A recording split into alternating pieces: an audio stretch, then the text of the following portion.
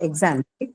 So, and that's from week 5. So, since it has got like certain things to be discussed, we have 2 weeks before your quiz 2, if I'm not wrong. December 1st, or when is the quiz 2? on 1st December. On 1st of December, right? So, yeah. Oh, thank you, Chetna and Mayuresh. So, we have 2 weeks running up to that. So, I think there's enough time to take up that. Actually, in English too, there are topics, but then most of those grammatical topics are all packed in one. So, you have in between a lot of other lectures, like the ones on writing and listening and all that, right? So, anyway, we don't do things from that. No sessions on that because you have other sessions based on those modules.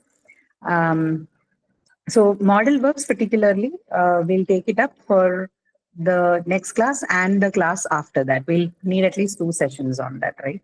Because the one whole week of lectures are on model verbs. So we'll discuss maybe using whatever PPTs we've used for the class itself so that we can understand what are the nuances of model verbs, right? So for today, we will take up the agreement and passives one.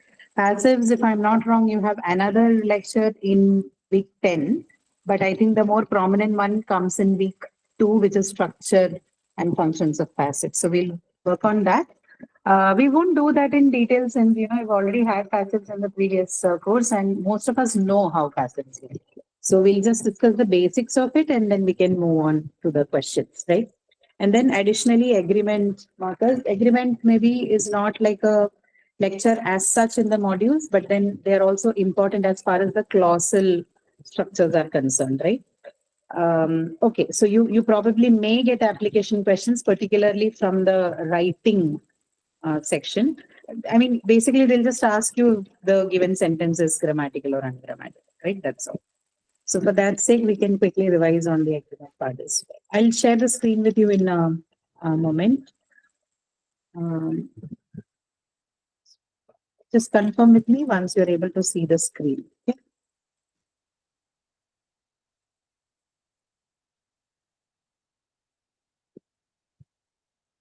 Okay. Is the screen visible? Okay, thank you. Mm, right. So we are going to discuss first on active and passive. Right. I have just compiled the voices only in their skeletal format. That is, I have not mentioned them as sentences, but I have put forth the morphological changes, how the verb changes basically in a passive voice that has been coded in the column on your right hand side. Right. So the first column has the active verb, which is basically the verb in its actual tense, and then the passive one has how the changed verb forms when the sentence changes to passive format, right? You can have a quick run through that. So the first verb is opens, which basically is the simple present tense, right? So you can see how the verb changes in passive from simple present tense to the form it is in. That is be plus V3, right? All the passive verbs are of the same format, as in the basic change that every passive verb undergoes or a verb undergoes in a passive sentence is to change from its active tense form to a tenseless form, which is be plus V3 form. V3 is past participle, right? In case of your simple present tense, it changes to B plus V3 would be is or are because it is present tense. It has to be either is or are. And the V3 form for open would be open, right? Is, are, open, right? Open. I just any other example also would fit here. Um, Next is sold, and this is what? This is simple past tense. So similarly, if you look at the be plus past participle form, which is a passive form, for past tense, simple past tense is going to be was, were, and the V3 form, which is sold for sold. Okay. Is are seeking. What is this? Which form of tense is this? Is are seeking. Is are seeking.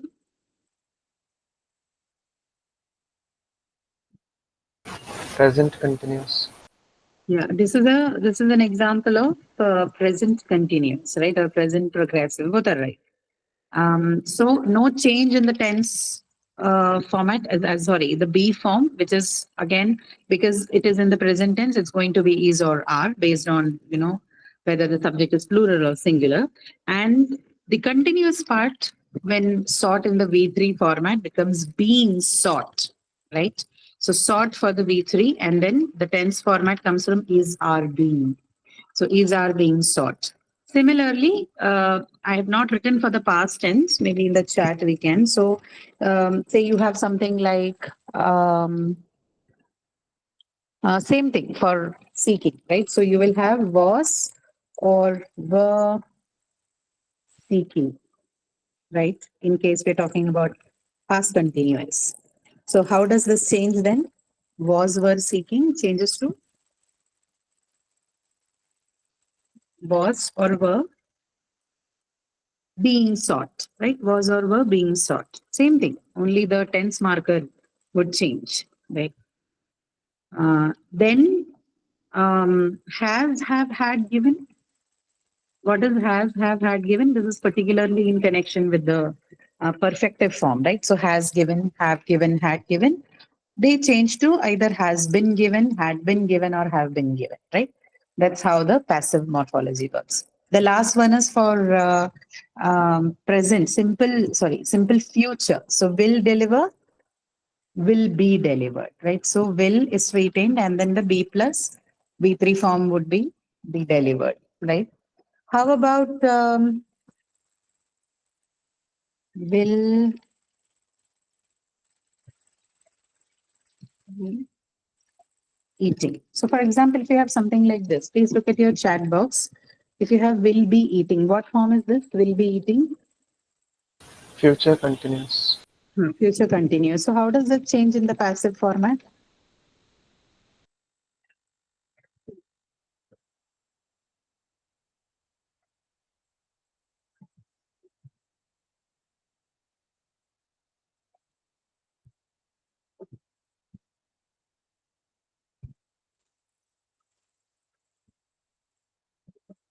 How will it change? You can think about it.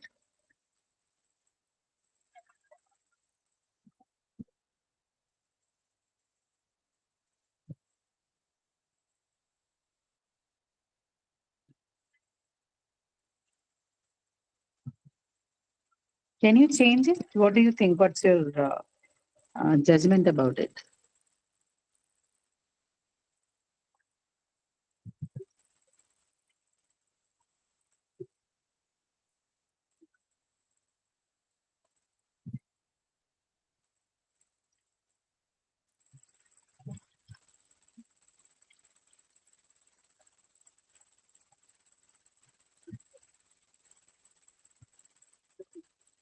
What happened? How do you respond to this one? Will be eating. How would you change that to passive format in English? Isn't it already in passive? It is not in passive form. It is in active form. When you say will be eating, it is in the active form. Because will and be eating, all of them are active tense forms, right? Passive form should not have a tense. As in, it should, the passive verb usually doesn't carry any tense. So, how can you change it? You cannot do that, right? That's the answer. You cannot have a passive version for the future continuous form, right? Because even if you can code it, logically, it would make no sense to write a sentence like that, right? So, uh, for future tense, then the passive forms only exist in the simple forms, right? You won't see a future continuous. How do I put it? You won't see a pair for the future continuous tense forms in passive format, right? So mostly the passive forms are associated with the present and the past. Future, only one of it, which is a simple form. You don't have anything beyond that for the passive forms, okay? So you can try and do this exercise, try and see if you can form a sentence and you'll understand it's difficult. Difficult to come about with a future, um, you know, future continuous form of the passive voice, okay? And if you analyze it logically also, it won't make any sense to you, right? It doesn't look like something which can actually happen. Okay. So that's the basics for knowing the grammatical aspect of it, which is how do you code it. Let's look at some of these examples here in exercise one.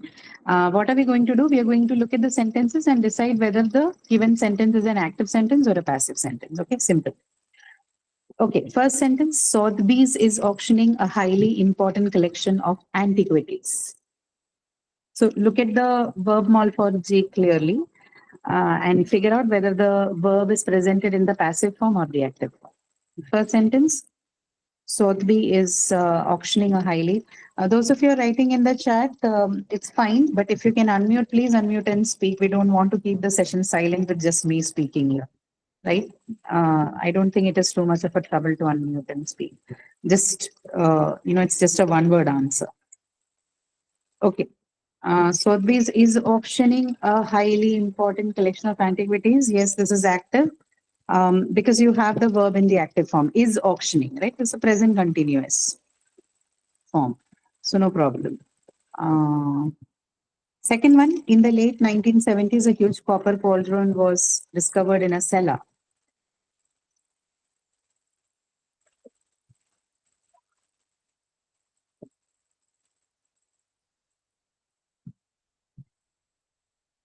Was discovered in a cellar.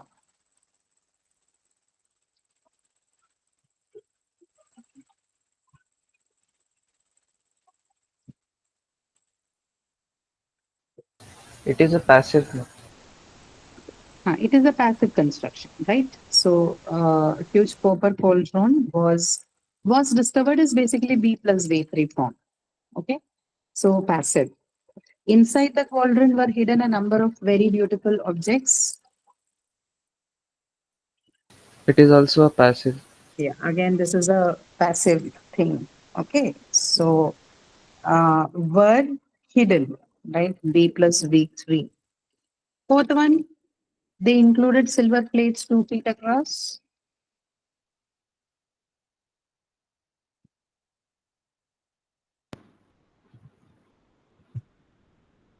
This does not appear in, does it appear in the passive verb format? We don't have B plus V3, do we? No, we don't have that. We don't. So this one has to be then active, right? They included silver plates 2 feet across, right? It's simple past tense, right? So active or simple past tense. Fifth one, the plates were decorated with scenes from hunting and mythology. It is a passive noun. This is passive again because were decorated, right? So B plus V3, passive voice. Sixth one, apparently the treasure was made for Suzo, perhaps a high ranking officer in the Roman Empire.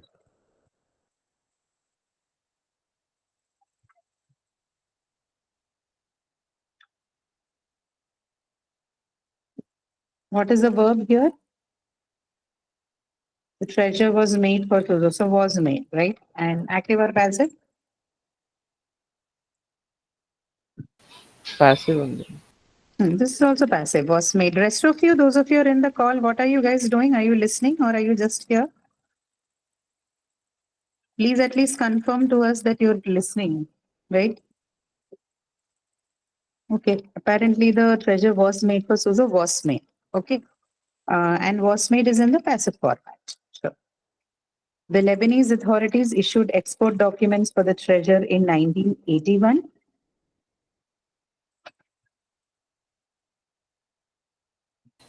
It can be a simple past tense. This is simple past tense. Okay. So the only catch here is that you look at the way the verb is presented, right? If the verb is presented with B plus V3, then that's the only case where you can mark it off as a passive voice. So this one is simple past tense, so an active voice. Okay. Now, eighth one. Nothing has been revealed about the discoverers. It is a passive. This is passive. What would be, can you try and tell me what would be the active voice for this? Nothing has been revealed about the discoverers.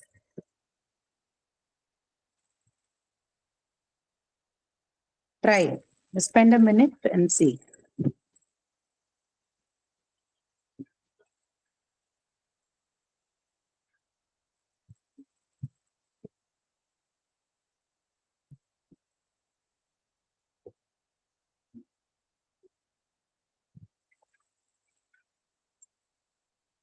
Nothing has been revealed about the discoverers.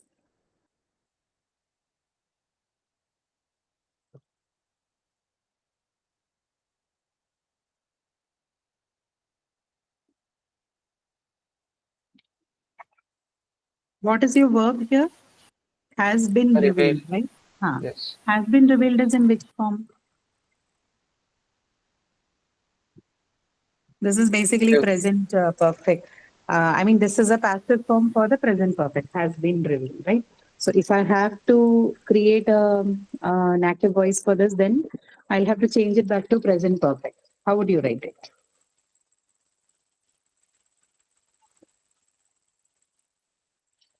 Is being revealing. Hmm.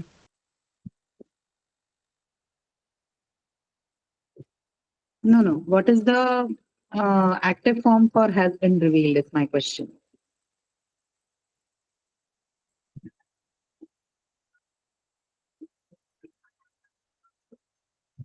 It would be has revealed. No, it has to change to has revealed if it is has been revealed. So how would your active sentence look like then? Nothing has been Nothing revealed has about been it. revealed. Hmm. Can you use nothing in the active voice? It's difficult, right? Especially when that comes as the subject and saying something like nothing has revealed about the discoverers is a wrong sentence. You cannot do that. So in cases like this where you have, what you call as the indefinite usage of pronouns, indefinite pronouns, you change that to no one, right? So nothing has been revealed about the discoverers. The active voice would be no one has revealed about the discoverers. Okay. So you simply change that part in order to make it into an active voice. It's not a exact active voice like you see a very canonical form of the passive sentence or active sentence as you see in the other cases, right? Because of the difference in the subject that you have here, right? And you don't see the usual reversal of the subject and the object positions as you see in a typical or a canonical passive sentence. So these are a little different from the others. Okay, that's the reason why I asked you if you know how to make an active sentence out of it. Okay. Now, the ninth one, the discovery site has never been located. It is a passive. This is passive. Yes, has never been. Right. Correct. Nobody doubts the importance of the collection.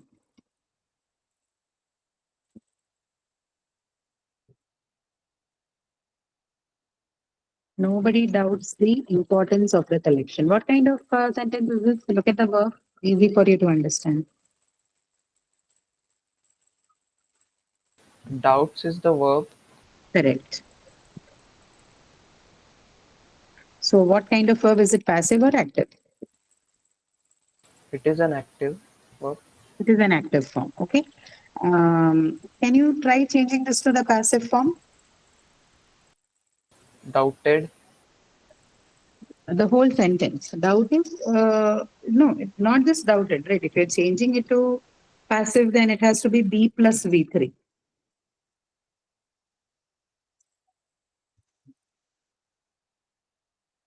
The importance of the collection is not doubted by anybody. That would be the passive sentence. The importance of the collection. Nobody doubts the importance of collection, right? That is the sentence.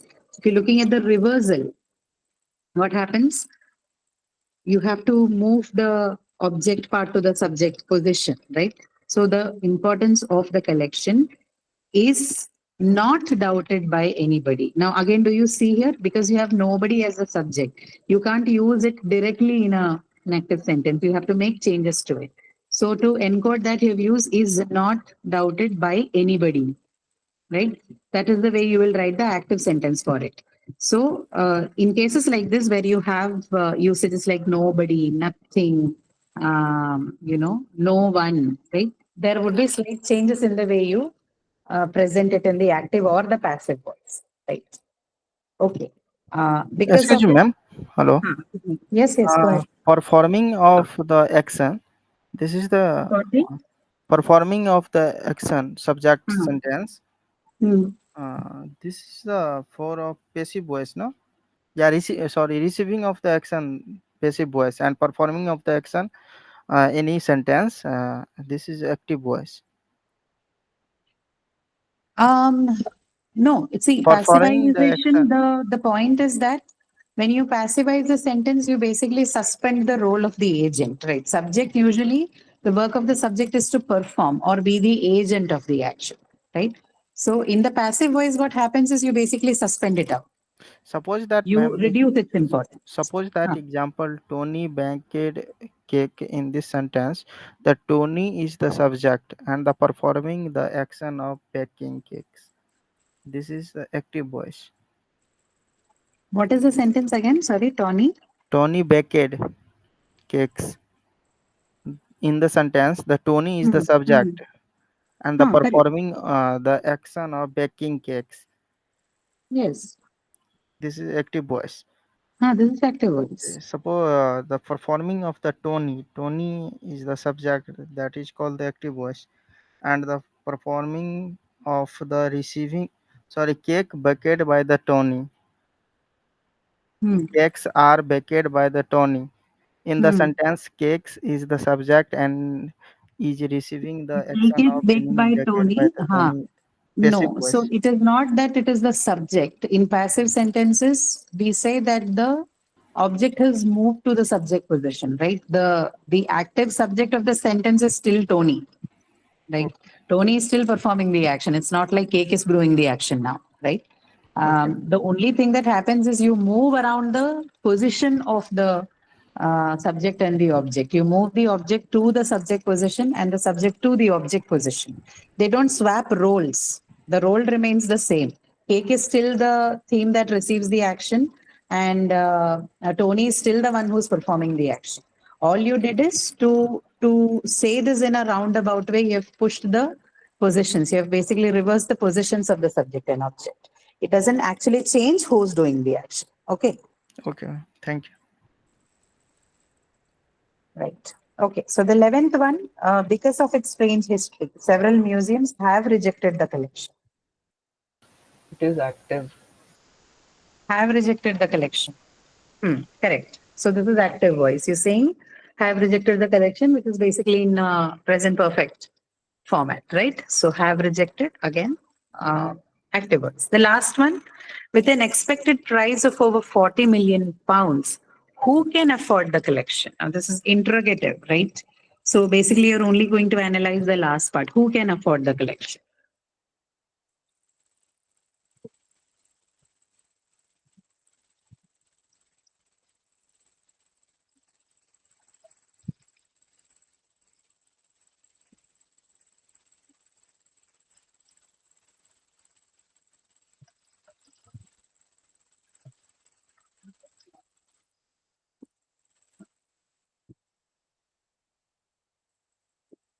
Yes.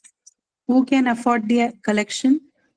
This is active voice, right? We don't say any trace of the passive or morphology here, right? Who can afford the collection is a direct question. And the answer to that question will also basically be the subject for the sentence, right? So uh, this is an example of the active voice, right? Who can afford the collection? Can we change this to passive?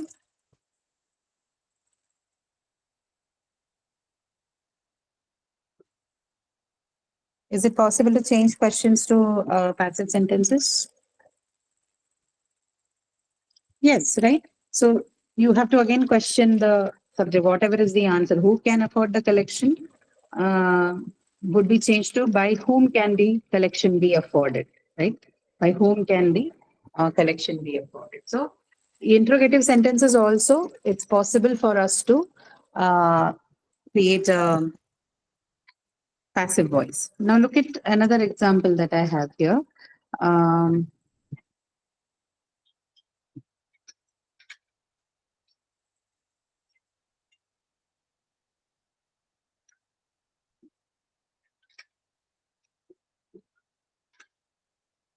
what is the voice of this sentence that you see on the screen? She slept at 10 p.m. in the night.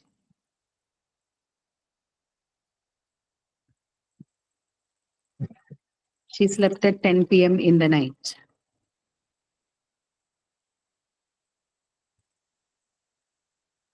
What is the voice?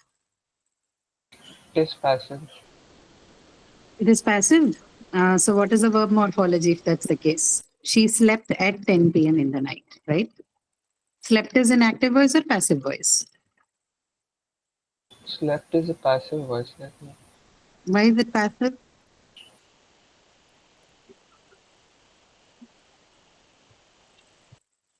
Isn't slept the past tense of sleep? Yes, It is in simple present, no? Sorry, simple past tense, right? She slept at 10 p.m. in the night, right? yes, okay. So this is an active voice sentence, right? She slept at 10 p.m. in the night. We don't have a passive. There is no be plus be3. Only the verb form, which is in past tense, simple past tense. What is the passive for the sentence? She slept at 10 p.m. in the night. Can anyone try? She slept at 10 p.m. in the night.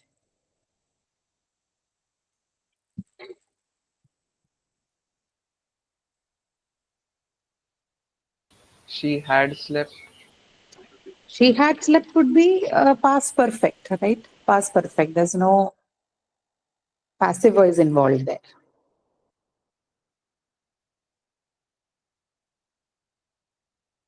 Is it possible? It is not possible to have a passive sentence for this one, right? She slept at 10 p.m. In the night. And what's the reason? Because your verb sleep is an intransitive verb. It doesn't have an object, right? For passivization to be possible, you need to have both the subject and the object because they need to swap the positions, right? In intransitive verbs, since you do not have any object, you cannot do this moving around, right? So intransitive verbs, sentences with intransitive verbs are incapable of forming any passive sentences, right? She slept at 10 p.m. in the night is the only formation, only construction that you can have. This is only possible in the active voice. Okay. So there are cases in languages. We know the whole aspect of voice depends on the structure of the verb included, right? Whether the given verb is in the active form or in the passive form. In intransitive forms, you cannot have passive forms of the intransitive verbs, right? Hence, no passive sentences are formulated based on that. It's impossible to have a passive sentence which has an intransitive verb. Okay. This also you should understand while you're looking at the voice, right? So three things. First thing about the swapping of the position of the subject and the object. The second would be the change in the morphology of the verb from active to passive form. In passive form, it would be be plus V3 or the past participle form. And the third thing is that intransitive verbs will not have a passive sentence. Okay. That's the three takeaway points for you in void constructions. Okay.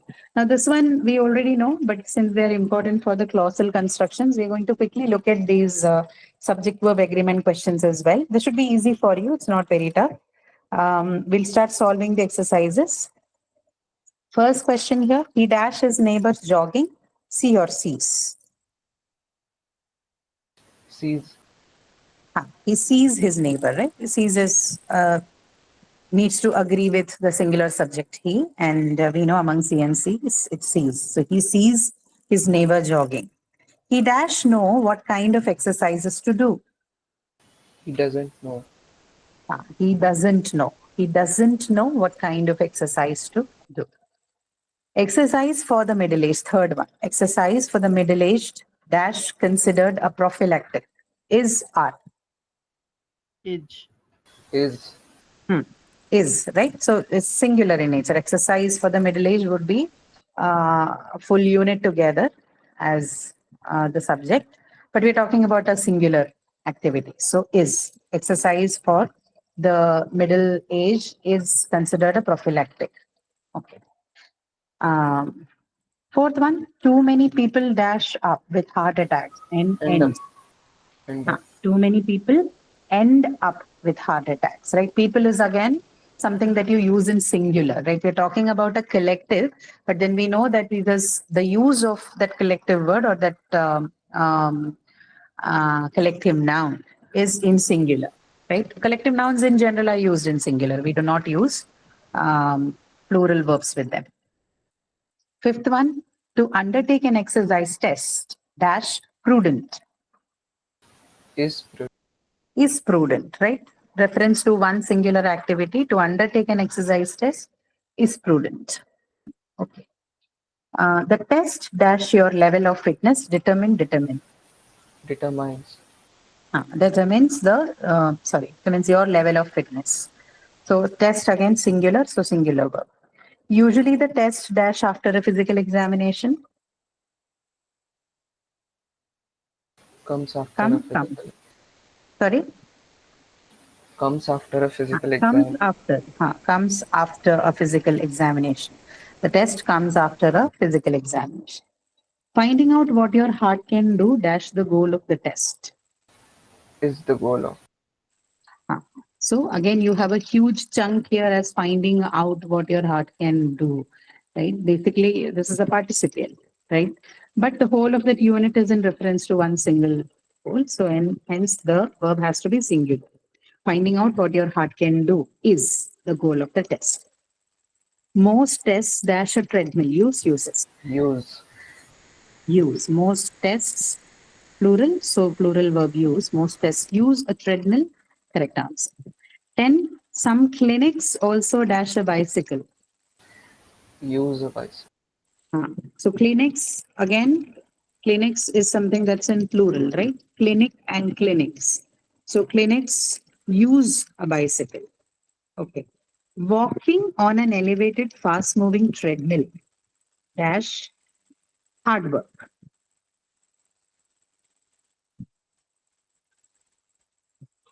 Walking on an elevated, fast moving treadmill dash hard work is hard. Is hard work. Is hard work, right? Because again, this is similar to the previous sentence number 8. Walking on an elevated, fast moving treadmill. It's a larger chunk of subject, yet it is only, the reference is only to one thing, right? We're not talking about any plural subject here. Hence, the verb also has to be singular. Walking on an elevated, fast moving treadmill is hard work. Okay. Now, 12th one, the doctors constantly dash your heart rate. Monitor. Monitor. Monitor. Doctors, right? So plural, and hence the verb has to be plural as well. Doctors constantly monitor your heart rate. On the basis of the test, the doctor dash likely to recommend an exercise program is R. Is likely to recommend. The doctor is likely to recommend an exercise program. 14th one, to take up a regular program dash discipline requires. Requires again, right? So all of these, to take up question number 14, question number 11, question number 8, then question number 5. These are all examples of subjects which have, participle construction. So then the question number 14 and question number 5 is an example, both of them. They're examples of subjects which have two infinitive constructions, right? So these can create an impression that, there is something more to the subject, but you read it carefully, you know that we're only making singular references. Same would be the case with, examples like question number 8, finding out what your heart can do, and then walking on the elevated fast moving treadmill. All of them are participial. These are ing participial constructions. Again, something that has the capacity to make you think that, there is something more in the subject, but you look at it carefully, you know that the reference is individual in each of the case, right? Okay. Now, sentence number 15 is exercise improves the heart, dash it. So don't and doesn't. Doesn't it? Doesn't it, right? There's also a question, tag. right? And question tag, of course, the verb has to follow the agreement with the subject. Exercise is singular here, so doesn't it?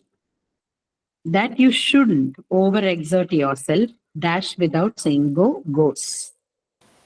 Goes without saying. Goes without saying. So this is another kind of construction where a that clause becomes your subject, right? Last week when we were discussing if and whether clause, that clause, question clause, we discussed this part, how that clause can, take up the subject part of your sentence. So again, this can give you a feeling that there is something more in the subject. It's not one. This can give you a sense of plurality, but then actually the clause is simply, a substitution for something that is a singular noun, right? So again, you will use a singular verb when it comes to subject verb agreement. That you shouldn't overexert yourself goes without saying, not go without saying. 17th one, on the other hand, we dash too little exercise. Do thus. We dash too little exercise.